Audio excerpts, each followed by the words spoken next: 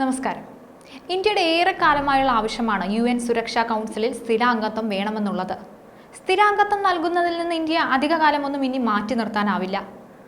UNന്റെ ഉള്ളിൽ തന്നെ ആവശ്യം ശക്തമാവുകയാണ്. ഇക്കാര്യത്തിൽ അമേരിക്ക, ഫ്രാൻസ് തുടങ്ങിയ ലോകരാജ്യങ്ങളും ഇന്ത്യയെ പിന്തുണയ്ക്കുന്നുണ്ട്.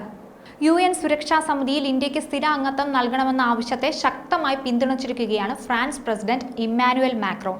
UN ജനറൽ അസംബ്ലിയിൽ നടത്തിയ പ്രസംഗത്തിലാണ് മാക്രോൺ ഇന്ത്യക്ക് പിന്തുണ അറിയിച്ചത്. ബ്രസീൽ, ജർമ്മനി, ജപ്പാൻ, ആഫ്രിക്കയിൽ നിന്നുള്ള 2 രാജ്യങ്ങൾ എന്നിവർക്കും മാക്രോൺ തന്റെ പിന്തുണ പ്രഖ്യാപിച്ചിട്ടുണ്ട്. UN സുരക്ഷാ സമിതിയെ കൂടുതൽ കാര്യക്ഷമമാക്കണമെന്നും അതിനാൽ രക്ഷാസമിതിയെ വിപുലീകരിക്കുന്നതിനെ ഫ്രാൻസ് എക്കാലത്തും പിന്തുണയ്ക്കുമെന്നുമാണ് അദ്ദേഹം പറഞ്ഞത്.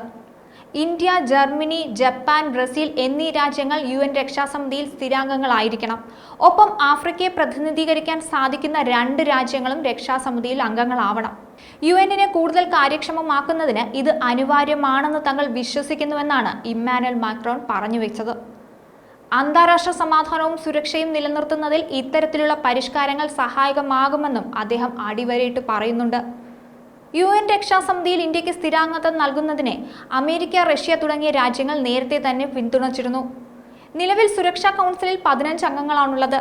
America, China, France, Russia, UK എന്നീ 5 സ്ഥിരാംഗങ്ങളാണുള്ളത്. വീറ്റോ അധികാരമുള്ള ഈ രാജ്യങ്ങൾക്കാണ്. ഇതിനു പുറമെ 2 വർഷം കാലാവധിയിൽ സ്ഥിരമല്ലാത്ത 10 അംഗങ്ങളുമുണ്ട്.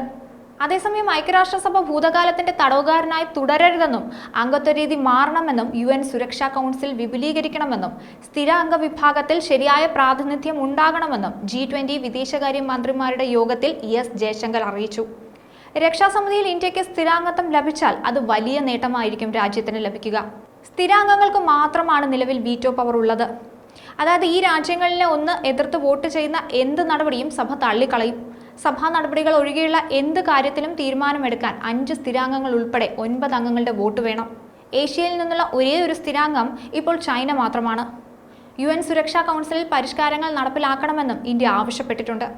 ഐക്യരാഷ്ട്രസഭയെ 6 ഘടകങ്ങളായാണ് തരംതിരിച്ചിരിക്കുന്നത്. അതിലൊന്നാണ് രക്ഷാസമിതി. മറ്റുള്ളവ പൊതുസഭ, സാമ്പത്തിക സാമൂഹിക സമിതി, ട്രസ്റ്റിഷിപ്പ് കൗൺസിൽ, സെക്രട്ടേറിയറ്റ്, രാജ്യാന്തര നീതിന്യായ കോടതി എന്നിവയാണ്. 1945 ഒക്ടോബർ 24 ഐക്യരാഷ്ട്രസഭ നിലവിൽ വന്നത്. ഐക്യരാഷ്ട്രസഭ രാജ്യാന്തര സഹകരണം ലക്ഷ്യമാക്കി 2ാം ലോക മഹായുദ്ധത്തിന് ശേഷം രൂപീകൃതമായ പ്രസ്ഥാനമാണ്. UN എന്ന ചുരുക്കപ്പേരിലാണ് ഇത് അറിയപ്പെടുന്നത്. ലോകസമാധാനം, സാമ്പത്തിക വികസനം, സാമൂഹിക സമത്വം എന്നിവയാണ് രാജ്യങ്ങൾ തമ്മിലുള്ള സഹകരണത്തിലൂടെ ഐക്യരാഷ്ട്രസഭ ലക്ഷ്യമിടുന്നത്. 1945 51 അംഗങ്ങളുമായി തുടക്കം കുറിച്ച ഈ പ്രസ്ഥാനത്തിൽ ഇന്ന് 193 ലോകരാജ്യങ്ങളുണ്ട്. ലോകത്തെ ഏറ്റവും വലിയ ജനാധിപത്യ രാജ്യമായ ഇന്ത്യയെ അധികകാലം UN രക്ഷാസമിതിയിൽ സ്ഥിരാംഗത്വം നൽകുന്നതിൽ നിന്ന് മാറ്റി നിർത്താനാകില്ല. ന്യൂസ് ഡെസ്ക്, ഈനാട് മലയാളം.